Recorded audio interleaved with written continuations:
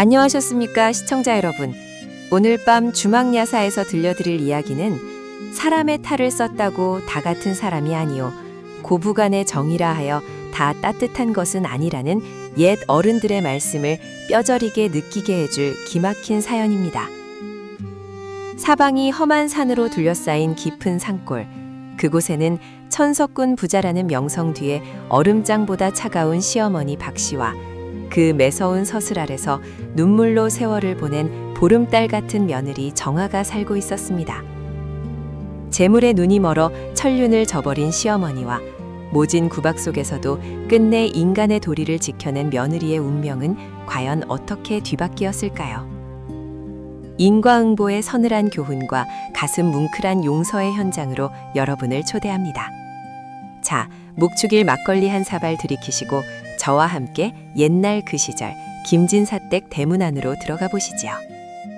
안녕하세요. 주막야사를 찾아주셔서 감사합니다. 구독과 좋아요는 저에게 큰 힘이 됩니다.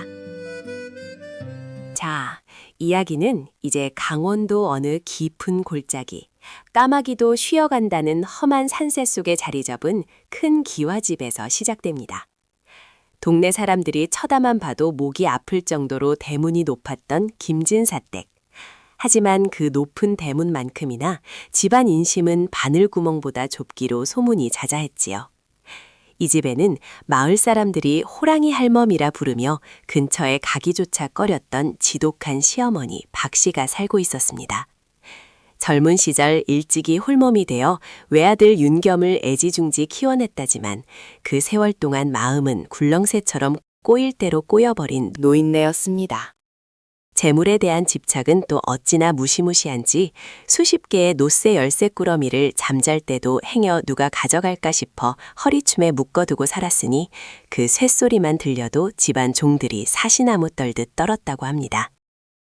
박 씨의 아들 윤겸은 어머니의 극성스러운 보살핌 속에 자라 성품은 착했으나 어찌나 유약한지 어머니의 말 한마디면 사시나무 떨듯 떨며 제 목소리 한 번 크게 내지 못하는 인물이었습니다. 박 씨는 이런 아들이 장성하자 제 마음대로 부려먹을 수 있으면서도 집안에 재물을 더해줄 며느리를 찾았으나 박 씨의 악명을 익히 아는 고을 사람들은 제 딸을 그 지옥구덩이로 보내려 하지 않았습니다. 그러던 중 저 멀리 이웃 고을의 가난한 선비 집안 딸인 정화가 김진사댁의 며느리로 들어오게 되었습니다. 정화는 얼굴이 추석날 보름달처럼 화사하고 성품이 비단결같이 고와 마을 사람들의 칭송이 자자했으나 가세가 기울어 늙으신 부모님의 약값을 대기 위해 박 씨가 내건 거액의 혼수금을 받고 이 집으로 팔려오듯 시집을 오게 된 것이었습니다. 혼례를 치른 첫날 밤 신방의 촛불이 꺼지기도 전에 박 씨의 서슬퍼런 구박은 시작되었습니다. 박 씨는 신방문을 거칠게 열어젖히며 정화를 향해 독설을 내뱉었습니다. 내 금쪽 같은 아들이 아까워 너 같은 빈털터리 집안 년을 돈 주고 들였으니 이제부터 내 몸뚱이는 이 집의 것이요. 하는 일은 저 마당의 종들과 다를 바 없음을 명심해라. 정화는 시집 온 첫날부터 신랑의 얼굴을 제대로 보기도 전에 차가운 바닥의 냉기를 견뎌야 했습니다. 다음 날 동이 트기도 전, 닭이 울기도 전부터 박 씨는 정화의 방문을 걷어찼습니다. 게으른 년이 어찌 해가 중천에 뜰 때까지 잠자리에 누워있느냐. 당장 일어나 온 집안 식구의 빨래를 챙겨 게울로 나가거라. 박 씨는 정화에게 산더미 같은 빨래를 안기고는 아침 식사로 멀건축 한 그릇도 주지 않은 채 그녀를 내몰았습니다. 정화는 엄동설 안에 매서운 바람을 뚫고 개울가로 나갔습니다. 돌을 주어 얼음물을 깨고 방망이질을 하며 눈물을 쏟았으나 고향에 계신 부모님을 생각하며 입술을 깨물었습니다. 빨래를 마치고 돌아오면 쉴 틈도 없이 산더미 같은 밭일이 기다리고 있었습니다. 점심때가 되어도 박 씨는 보리밥 한 덩이에 소금기가 가득한 장아찌 한 조각만 던져주며 비웃었습니다. 가난한 집 출신이니 이런 음식도 과분할 게다. 박 씨는 정화가 빨래를 하느라 손등이 터져 피가 나도 따뜻한 물 한 바가지 쓰지 못하게 감시하며 기름 한 방울, 땔감 한 개까지 아까워하며 정화를 옥죄었습니다. 윤겸이 어머니 몰래 정화에게 먹을 것을 챙겨주려다 걸리는 날에는 집안이 발칵 뒤집혔습니다. 박 씨는 마당 한복판에 드러누워 곡소리를 내며 온 동네가 떠나가라 소리쳤습니다. 에이고, 내 팔자야. 자식 키워나 봐야 마누라 치맛바람에 어미를 굶겨 죽이려 하는구나. 어머니의 표독스러운 연기에 효심 깊은 윤겸은 무릎을 꿇고 빌 수밖에 없었고 정화는 그 죄책감까지 온전히 짊어져야 했습니다. 정화의 하루는 밤늦도록 이어졌습니다. 박 씨는 정화가 잠시라도 앉아있는 꼴을 보지 못했습니다. 집신을 삶게 하거나 배를 짜게 하며 쉴 새 없이 몰아세웠습니다. 그러면서도 박 씨 본인은 안방 아랫목에 앉아 곶감을 씹으며 정화의 일손이 느리다고 타박을 멈추지 않았습니다. 정화는 밤마다 눈물로 베개 있을 적시며 창밖의 달을 보았습니다. 어머님도 혼자 몸으로 고생을 많이 하셔서 신부가 그리 되신 게다. 내가 더 잘하면 언젠가는 마음을 열어주시겠지. 정화는 자신의 고통보다 시어머니의 상처를 먼저 보려 했으며 인내하고 또 인내했습니다. 그러나 박 씨의 가슴 속에는 따뜻한 정 대신 오직 탐욕과 계산만이 가득 차 있었습니다. 그녀의 머릿속에는 오직 하나, 정화를 내쫓고 이웃마을 부잣집 딸을 새 며느리로 들여 그 집의 논밭 수십마지기를 가로챌 국리뿐이었습니다. 이 지옥 같은 시집살이 속에서도 정화는 묵묵히 제 할 일을 다하며 집안을 보살폈으나 김진사 댁의 지붕 위로는 재앙의 먹구름이 서서히 들이우고 있었습니다. 며느리를 향한 박 씨의 도끼 어린 눈빛은 날이 갈수록 깊어만 갔고 그것이 한 가문을 무너뜨릴 비극의 서막이 될 줄은 누구도 알지 못했습니다. 지옥 같은 시집살이가 어느덧 3년이라는 세월을 흘려보냈습니다. 그동안 정화의 고운 손은 거친 나무 껍질처럼 갈라졌고 달덩이 같던 얼굴은 수척해져 그림자가 깊게 패였습니다. 그러나 박 씨의 모진 구박은 멈추기는커녕 날이 갈수록 그 수위가 높아져만 갔습니다. 3년이 지나도록 태기가 없으니 이는 조상님이 노하신 것이요. 네 인연이 우리 집안의 대를 끊으려고 들어온 필시 요물인 팥이다. 박 씨는 대청마루가 떠나가라 고함을 지르며 정화의 가슴에 대못을 박았습니다. 사실 윤겸과 정화 사이에는 아무런 문제가 없었으나 박 씨가 밤마다 신방 문 밖에서 헛기침을 하거나 갑자기 문을 열어젖히며 잔심부름을 시키는 통에 부부가 정을 나눌 틈조차 없었던 것이 사실이었습니다. 박 씨는 제 아들의 길을 꺾어놓고는 모든 허물을 정화에게 뒤집어 씌우며 동네방네 며느리 흉을 보러 다녔습니다. 박 씨의 마음은 이미 콩밭에 가 있었습니다. 이웃 고을 최부잣집의 외동딸이 과부가 되어 돌아왔다는 소문을 들었기 때문입니다. 그 집안의 재산만 합쳐도 지금 김진사 댁 논밭의 2배는 될 터였습니다. 박 씨는 며느리를 아주 내쫓기로 작정하고 고을에서 입심 좋기로 소문난 돈의 눈먼 점쟁이를 은밀히 불러들였습니다. 어두컴컴한 뒷방에서 박 씨는 허리춤에 감춰둔 누런 금반지 하나를 점쟁이 앞에 툭 던졌습니다. 내 눈엣가시 같은 전현을 뒷말 없이 내쫓아야겠으니 자네가 신령님의 목소리를 빌려 비방을 좀 해주게. 점쟁이는 눈이 뒤집혀 금반지를 챙기더니 다음 날 마당 한가운데서 구판을 벌이며 신들린 연기를 시작했습니다. 이 집안에 흉살이 끼었구나. 며느리의 기운이 너무나 사나워 시어머니의 명줄을 갉아먹고 장차 김진사 댁의 기둥뿌리를 통째로 뽑아낼 상이로다. 당장 내쫓지 않으면 이 집안은 사흘도 못 가 초상을 치를 것이야. 점쟁이의 가짜 신탁에 박 씨는 기다렸다는 듯 마당에 쓰러지며 거품을 물고 발작을 일으켰습니다. 순진한 윤겸은 어머니가 죽는다는 소리에 정신이 나가 어찌할 바를 몰랐고 마을 사람들은 수군거리며 정화를 손가락질했습니다. 박 씨는 여기서 멈추지 않고 미리 준비해둔 가짜 장부를 꺼내들었습니다. 이것 좀 보게 될 2년이 친정으로 빼돌린 곡식이 벌써 수십 가만이나 되네. 가뜩이나 가난한 집 연을 거두어졌더니 은혜를 원수로 갚아도 유분수지. 억울함에 정화의 눈에서 핏물이 맺혔습니다. 어머님, 저는 곳간 열쇠 근처에도 간 적이 없사옵니다. 제발 명백히 밝혀주십시오. 그러나 박 씨의 매정한 손길은 정화의 뺨을 세차게 후려쳤습니다. 닥치거라. 네 년의 말은 한마디도 듣기 싫다. 당장 이 집에서 내 발로 나가거라. 박 씨는 정화의 진보다리를 마당 밖으로 던져버렸고 종들을 시켜 그녀를 대문 밖으로 밀쳐냈습니다. 때는 바야흐로 동짓달 한겨울, 칼바람이 몰아치고 눈보라가 앞을 가리는 칠흑 같은 밤이었습니다. 정화는 호치마 차림으로 차가운 바닥에 나뒹굴었습니다. 서방님, 제발 믿어주십시오. 정화는 닫힌 대문을 두드리며 울부짖었으나 문 안쪽에서 들려오는 것은 박 씨의 서슬퍼런 꾸지람과 윤겸의 비겁한 흐느낌뿐이었습니다. 어머니가 죽어간다는데 네가 어찌 이럴 수 있느냐? 제발 내 눈앞에서 사라져라. 남편의 매정한 외침에 정화는 마지막 희망의 끈마저 놓아버렸습니다. 정처 없이 길을 떠난 정화는 마을 어귀 선앙당 나무 아래서 정신을 잃고 쓰러졌습니다. 오갈 데 없는 가련한 신세가 된 그녀는 친정으로 돌아가 늙으신 부모님께 짐이 될 수도 없었습니다. 결국 그녀는 마을 사람들이 귀신이 나온다며 꺼려하는 뒷산의 음침한 동굴로 기어들어갔습니다. 그곳에서 정화는 얼어 죽지 않기 위해 마른 잎을 긁어 모아 몸을 덮고 하루하루 산나물 뿌리를 캐먹으며 목숨을 부지했습니다. 그런데 참으로 기이한 일이 벌어지기 시작했습니다. 정화가 나간 직후부터 천석군 부자였던 김진사 댁에 우환이 끊이지 않는 것이었습니다. 멀쩡하던 황소가 외양간에서 급사하고 수십 년을 버텨온 사랑채 기둥에 좀이 슬어 무너져 내렸습니다. 무엇보다 지독했던 것은 박 씨의 탐욕이 불러온 화였습니다.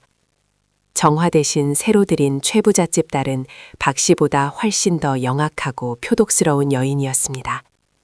그녀는 들어온 지 사흘 만에 박 씨의 뺨을 때리며 곳간 열쇠를 빼앗았고 박 씨를 행랑방 구석으로 몰아넣어 굶기기 시작했습니다. 박 씨는 제 꾀에 제가 넘어간 꼴이 되어 피눈물을 흘렸으나 이미 엎질러진 물이었습니다. 박 씨는 행랑방 차가운 바닥에 누워 천장을 바라보며 지난 날을 떠올렸습니다. 자신이 정화에게 했던 그대로, 아니 그보다 더한 수모를 겪으며 비로소 깨달았습니다. 내가 뿌린 씨앗이 가시가 되어 내 목을 찌르는구나. 새 며느리는 박 씨가 아끼던 비단옷들을 마당에서 불태우며 깔깔거렸고 윤겸은 아내의 기세에 눌려 어머니에게 미음 한 그릇 몰래 가져다 주지 못했습니다. 박 씨는 배고픔보다 무서운 것은 사람의 냉대라는 것을, 자신이 정화에게 주었던 그 시린 상처가 얼마나 깊었는지를 뼈아프게 절감했습니다. 밤마다 들려오는 새 며느리의 고함 소리는 박 씨의 심장을 칼로 베는 듯했습니다. 그녀는 밤마다 어둠 속에서 손을 더듬어 예전에 정화가 닦아두었던 문고리를 만지며 소리 없이 울었습니다. 정화야, 네가 닦아놓은 이 문고리가 이렇게 따뜻했거늘 나는 왜 그 온기를 알지 못했을까? 박 씨의 눈물은 방바닥을 적셨지만 이미 그곳에는 온기라곤 찾아볼 수 없는 정막만이 가득했습니다. 정화가 어두운 동굴 속에서 눈물로 세월을 보낸 지 언 수개월이 지났습니다.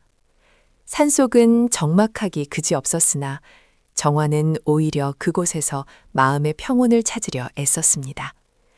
짐승들도 그녀의 선한 기운을 알았는지 산토끼와 다람쥐들이 동굴 근처로 다가와 그녀의 외로움을 달래주곤 했습니다. 그러던 어느 장대비가 쏟아지던 밤, 동굴 입구에서 누군가의 가쁜 신음이 들려왔습니다. 정화가 등불을 들고 밖을 내다보니 머리가 하얗게 샌 노승한 분이 비바람에 휩쓸려 쓰러져 계셨습니다. 정화는 지체 없이 노승을 안으로 업어들였습니다. 그녀는 제가 먹으려 아껴두었던 산딸기와 칡뿌리를 갈아 정성껏 미음을 만들어 노승의 입에 흘려넣었습니다. 자신의 겉옷을 벗어 노승의 젖은 몸을 닦아주고 밤새도록 제품으로 온기를 나누며 간호했습니다. 사흘 만에 눈을 뜬 노승은 정화의 얼굴을 한참 동안 바라보더니 길게 탄식하며 말했습니다. 보살님, 보살님의 등 뒤에는 하늘이 내린 황금빛 서기가 비치거늘 어찌 이런 누추한 곳에서 짐승처럼 지내고 계십니까? 사람의 마음을 얻는 자는 천하를 얻는 법인데 그대의 인내가 이제 결실을 볼 때가 되었습니다. 노승은 품속에서 작고 낡은 비단 주머니 하나를 꺼내 정화에게 건넸습니다.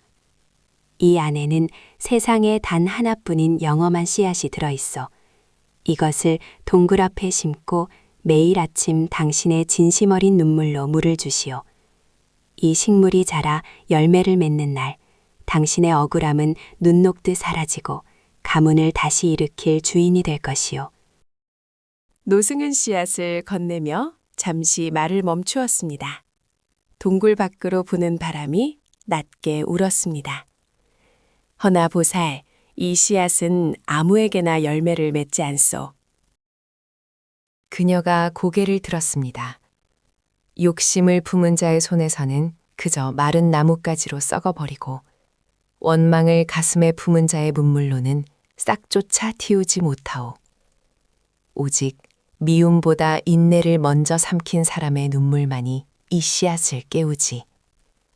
노승은 그렇게 말하고는 깊은 눈빛으로 정화를 바라보았습니다. 그대는 지금 세상을 원망할 자격이 충분하오.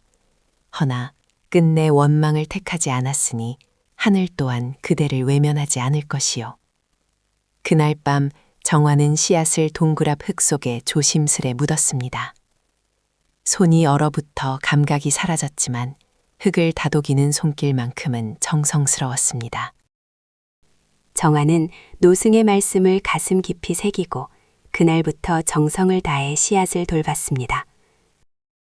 첫날은 아무 일도 일어나지 않았습니다. 둘째 날도 마찬가지였습니다. 정화는 동굴 입구에 앉아 멀리 눈 덮인 산을 바라보았습니다. 어머님을 원망하지 않았다면 거짓일 것입니다. 그녀의 목소리는 바람에 묻혀 터졌습니다. 하지만 원망은 제 안을 먼저 얼게 하였습니다. 정화는 두 손을 모아 흙을 감싸지었습니다. 저를 살게 하소서. 누군가를 무너뜨리기 위함이 아니라 끝내 제 마음이 무너지지 않게 하소서. 그 순간이었습니다. 아주 미세한 떨림이 손끝에 전해졌습니다. 땅속에서 작은 온기가 번지듯 스며나왔습니다. 씨앗이 아주 작게 숨을 쉬고 있었습니다. 그날 이후로도 며칠 동안은 겉으로 드러나는 변화가 없었습니다. 그러나 정화는 알 수 있었습니다. 보이지 않는 곳에서 이미 무엇인가 자라고 있음을. 그리고 어느 새벽, 동굴 앞 흙이 조용히 갈라지기 시작했습니다. 가느다란 초록빛 싹 하나가 차가운 세상을 향해 조심스레 고개를 내밀고 있었습니다. 씨앗을 심은 지 며칠이 흐른 어느 새벽, 땅을 밀어내듯 작은 싹이 돋아났습니다. 그 싹은 날이 갈수록 힘차게 자라나더니 그리하여 며칠이 지나자 온 산에 진한 향기를 내뿜는 보라색 꽃이 만발했습니다. 그리고 그 꽃이 지자마자 마치 밤하늘에 별을 박아놓은 듯 영롱하게 빛나는 황금빛 열매가 주렁주렁 맺혔습니다. 이 열매는 죽어가는 사람도 살린다는 전설 속의 약초인 천지령이었습니다. 정화는 이 열매를 소중히 거두어 길을 떠나는 나그네들에게 나누어 주었고 그 소문은 바람을 타고 온 나라로 퍼져나갔습니다. 한편 김진사 댁의 사정은 참혹하기 이를 데 없었습니다. 새로 들어온 악천은 집안의 가산을 도박과 유흥으로 탕진하는 제 오라비들에게 빼돌렸고 집안 곳간은 텅텅 비어 거미줄만 무성했습니다. 설상가상으로 고을 전체에 원인모를 역병이 돌아 수많은 사람이 쓰러졌는데 박 씨 또한 그 무서운 병마를 피하지 못했습니다. 온 몸에 검은 반점이 생기고 고열에 시달리는 박 씨를 보고 악한 새 며느리는 침을 뱉으며 말했습니다. 이 늙은이가 이제야 죽으려나 보네. 재수 없으니 당장 내다 버려라. 아들 윤겸은 눈물로 애원했으나 힘있는 집안의 딸인 새 며느리의 기세에 눌려 어머니를 멍석에 말아 산속으로 실어보내야 했습니다. 버려진 박 씨는 산속에서 짐승의 울음소리를 들으며 공포와 고통 속에 죽어갔습니다. 내가 지은 죄가 이렇게 돌아오는구나. 정화야!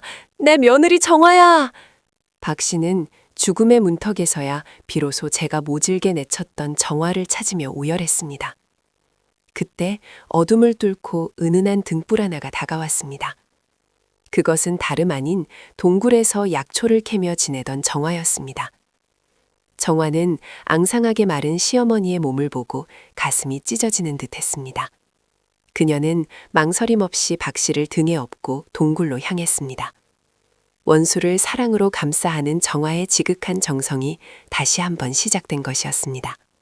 정화가 박 씨를 등에 업고 가파른 상기를 오를 때 박 씨의 거친 숨소리가 정화의 귓가를 울렸습니다.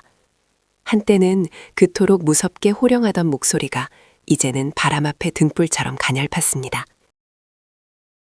동굴에 도착한 정화는 박 씨의 몸을 정성껏 눕히고 자신이 그동안 모아두었던 마른 이끼와 나뭇잎들을 더 가져와 잠자리를 보강했습니다.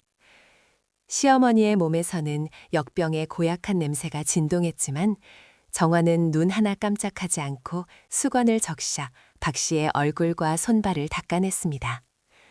어머님, 이제 괜찮습니다. 제가 여기 있으니 아무 걱정 마세요. 정화의 목소리는 산새의 지저김보다 더 부드럽게 동굴 안을 감싸 안았습니다. 박 씨는 혼미한 정신 중에도 자신의 손에 닿는 정화의 손길이 얼마나 따뜻하고 포근한지 느꼈습니다. 그것은 증오가 아닌 오직 순수한 인간에 대한 애정이 담긴 온기였습니다. 동굴에 실려온 박 씨는 정신이 혼미한 와중에도 제 입으로 들어오는 따뜻한 약탕의 기운에 조금씩 생기를 되찾았습니다. 정화는 밤낮을 가리지 않고 박 씨의 곁을 지켰습니다. 자신의 끼니는 거르면서도 시어머니에게는 가장 좋은 열매만을 골라 달여올렸고 차가운 동굴 바닥에 시어머니가 베길까 싶어 자신의 치마를 여러 겹 깔아 잠자리를 만들었습니다. 며칠을 꼬박 정화의 극진한 간호를 받은 끝에 드디어 박 씨가 눈을 떴습니다. 눈앞에 보이는 것은 꿈에도 잊지 못할, 그러나 결코 얼굴을 마주할 용기가 나지 않았던 전 며느리 정화였습니다. 박 씨는 제 손을 꼭 잡고 있는 정화의 거친 손을 보며 온몸을 사르르 떨었습니다. 네가 어찌하여 나 같은 노네를 살리려느냐. 내가 너를 엄동설 안에 내쫓고 모함까지 했는데 어찌하여 나를 원망하지 않는 것이냐. 박 씨의 물음에 정화는 말없이 눈물을 닦으며 시어머니의 발을 씻겨드렸습니다. 어머님, 원망이 어찌 없었겠습니까? 하지만 제 가슴속 응어리보다 어머님이 홀로 아드님을 키우며 겪으셨을 그 고단함이 더 크게 느껴졌습니다. 사람이 살다 보면 탐욕에 눈이 멀 수도 있는 법이니 이제 다 잊으시고 몸 추스르는 데만 전념하십시오.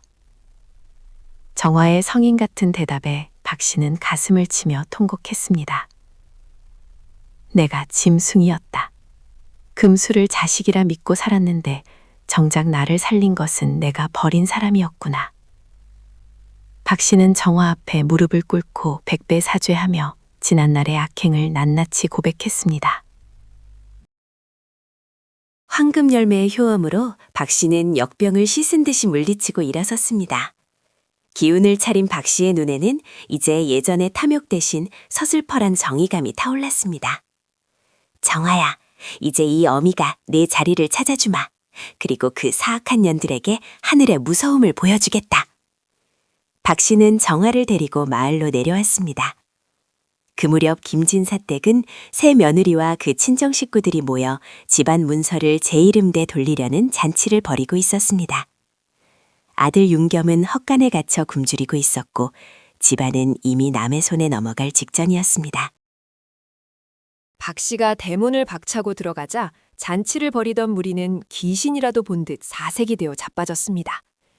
이 사악한 년들, 시어머니를 산채로 내버리고 남편을 가두다니 하늘이 두렵지도 않느냐. 박 씨의 불호령에 새 며느리는 발악을 했으나 박 씨는 미리 관가에 기별을 넣어둔 상태였습니다.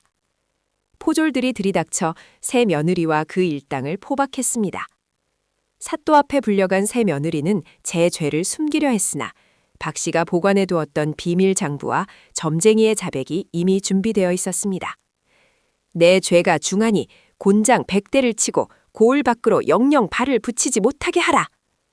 사또의 추상 같은 명령에 악인들은 비참한 최후를 맞이했습니다. 그 과정에서 정화가 친정으로 곡식을 빼돌렸다는 누명도 명백히 벗겨졌습니다. 사실은 박 씨가 점쟁이와 짜고 뒤로 빼돌렸던 곡식들이 이웃마을 창고에서 고스란히 발견된 것이었습니다. 윤겸은 그제야 제 어머니와 아내가 겪은 고초의 진실을 알고 마당에 엎드려 통곡했습니다. 내가 못나서 내가 우유부단하여 내 조강지처를 사지로 몰았구나. 윤겸은 정화의 치맛자락을 잡고 눈물로 용서를 빌었습니다. 정화는 그런 남편을 조용히 일으켜 세웠습니다. 서방님, 지나간 일은 바람에 날려보내십시오. 이제부터 다시 시작하면 됩니다. 김진사댁 마당에는 오랜만에 통곡 대신 참회의 눈물과 새로운 희망의 기운이 감돌았습니다. 폭풍우가 지나간 뒤의 바다는 더없이 고요한 법입니다. 김진사댁은 이제 예전에 그 차갑고 인색했던 집구석이 아니었습니다. 집안의 주도권은 이제 명실상부하게 며느리 정화의 손으로 넘어왔습니다. 하지만 정화는 박 씨가 했던 것처럼 권력을 휘두르지 않았습니다. 그녀는 가장 먼저 곳간을 활짝 열었습니다. 우리 집안의 재물은 마을 사람들의 고열이 섞인 것이니 이제는 나누며 살아야 합니다. 정화는 역병으로 고통받던 마을 사람들에게 자신이 키운 신비로운 열매를 아낌없이 나누어 주어 수많은 목숨을 구했습니다. 마을 사람들은 정화를 살아있는 관세음보살이라 부르며 칭송을 아끼지 않았습니다. 시어머니 박 씨 또한 완전히 딴 사람이 되었습니다. 그녀는 더 이상 허리춤에 열쇠를 차고 다니지 않았습니다. 정화야, 이제 이 열쇠는 네가 가져라. 이 어미는 그저 네가 차려주는 따뜻한 밥상 한 그릇이면 족하다. 박 씨는 매일 아침 일찍 일어나 마당을 쓸고 예전에 자신이 구박했던 종들에게 따뜻한 옷 한 벌씩을 직접 지어주며 지난날의 과오를 씻어냈습니다. 가문에는 다시 웃음꽃이 피어났고 얼마 지나지 않아 정화의 배가 불러오기 시작하더니 옥동자 같은 아들을 순산했습니다. 집안의 대가 끊길까 전전긍긍하던 박 씨는 손자를 품에 안고 기쁨의 눈물을 흘렸습니다. 장하구나, 내 며느리야. 네가 우리 가문의 진정한 복덩이로다. 반면 도망치듯 고을을 떠난 악독한 새 며느리와 그 일가는 가는 곳마다 천대받으며 거지가 되어 길거리에서 구걸하는 신세가 되었다는 소문이 들려왔습니다. 남을 해치려 판 함정에 제 발로 빠진 꼴이니 이야말로 하늘의 이치가 아니고 무엇이겠습니까? 세월이 흘러 박 씨가 노안으로 임종을 맞이하던 날 그녀는 평온한 모습으로 가족들을 불러 모았습니다. 박 씨는 정화의 손을 꼭 잡고 마지막 힘을 다해 말했습니다. 내가 지옥으로 갈 뻔한 것을 네가 천국으로 인도해 주었구나. 고맙다, 내 딸아. 다음 생에는 내가 너의 며느리로 태어나 이 은혜를 꼭 갚으마. 박 씨는 평생 지어본 적 없는 가장 환한 미소를 지으며 조용히 눈을 감았습니다. 정화의 효심과 인내, 그리고 악을 선으로 갚은 그 고결한 성품은 대대로 전해 내려와 이고장의 전설이 되었습니다. 사람들은 김진사댁 앞을 지날 때마다 말했습니다. 심은 대로 거두는 법이지. 악한 씨앗은 가시나무를 키우지만 선한 씨앗은 보석 같은 열매를 맺는 법이야. 부귀영화가 아무리 높아도 사람의 도리를 저버리면 그 끝은 낭떠러질 뿐이며 비록 지금이 힘들고 고달파도 진심을 다해 인내하면 하늘은 반드시 그 보답을 내린다는 이 평범하지만 위대한 진리. 오늘날 각박한 세상을 사는 우리에게 이 이야기는 묵직한 가르침을 줍니다. 남을 원망하기보다 먼저 자신을 돌아보고 미움보다는 용서를 선택한 정화의 삶처럼 우리네 마음속에도 누군가를 향한 따뜻한 이해의 씨앗 하나 심어보는 것은 어떨까요? 이야기의 끝은 곧 새로운 삶의 시작이니 여러분의 가정에도 정화가 심은 그 황금빛 열매처럼 밝고 따뜻한 복이 가득하기를 기원합니다. 오늘 준비한 주막야사의 이야기, 여러분은 어떻게 들으셨습니까? 시어머니의 독한 신보가 결국 제 몸을 상하게 했고, 며느리의 끝없는 인내가 가문을 다시 일으켜 세운 이 기적 같은 반전. 이것은 비단 옛날 이야기만은 아닐 것입니다. 우리 인생사 또한 마찬가지이지요. 내가 남에게 던진 차가운 말 한마디가 언젠가 나에게 눈보라가 되어 돌아오고, 내가 베푼 작은 온정 하나가 훗날 내가 위기에 처했을 때 구원의 등불이 되어 나타나는 법입니다. 이 시대를 살아가는 우리네 삶 속에서도 때로는 시어머니 박씨처럼 탐욕에 눈이 멀거나 며느리 정화처럼 억울한 상황에 놓일 때가 있습니다. 하지만 분명한 것은 진심은 결코 배신하지 않으며 하늘은 스스로 돕는 자를 돕는다는 사실입니다. 오늘 이 밤 곁에 있는 가족의 손을 한번 꼭 잡아보시지요. 그리고 혹시 마음에 맺힌 응어리가 있다면 정화의 그 넓은 마음처럼 너그럽게 흘려보내시는 것은 어떨까요? 여러분의 인생 대문 앞에도 김진사 댁의 그 황금 열매처럼 밝고 찬란한 곡이 가득 맺히기를 진심으로 기원합니다. 밤이 깊었습니다. 고단했던 하루의 짐은 이 이야기와 함께 내려놓으시고 부디 편안하고 따뜻한 밤 되시길 바랍니다. 저는 다음번에도 가슴을 올리고 무릎을 탁 치게 만드는 재미난 야사로 여러분을 찾아뵙겠습니다. 함께해 주신 여러분 참으로 고맙습니다. 안녕히 주무십시오.